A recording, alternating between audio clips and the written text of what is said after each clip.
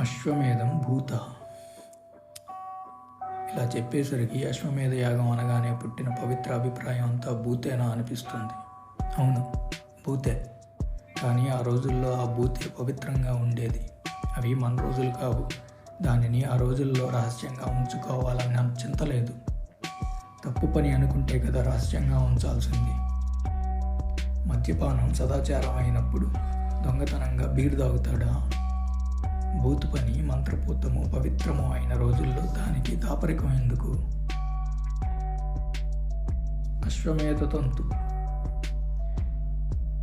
యజమాన ప్రమద వికశ్వర భగా న్యస్తాశ్వదీర్ఘ స్మరా ధ్వజదడంబగు అశ్వమేధమఖ తంత్రంబున్ నిరీక్షించుచున్.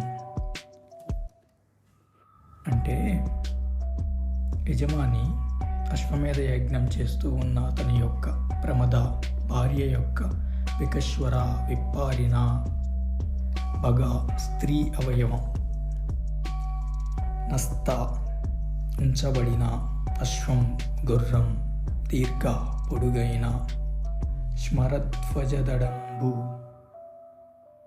పురుష అవయవం కలదియగు అశ్వమేధమనే పేరు గల మఖ యజ్ఞమునందలి తంత్రంబున్ కార్యక్రమాన్ని నిరీక్షించుచున్ చూచుచు. ఈ అశ్వమేధంలో చేసే పని ఏమిటి?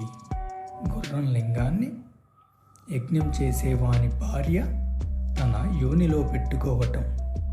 ఆ మంత్రాలు అన్నీ ఆ మహాకార్యం కోసమే.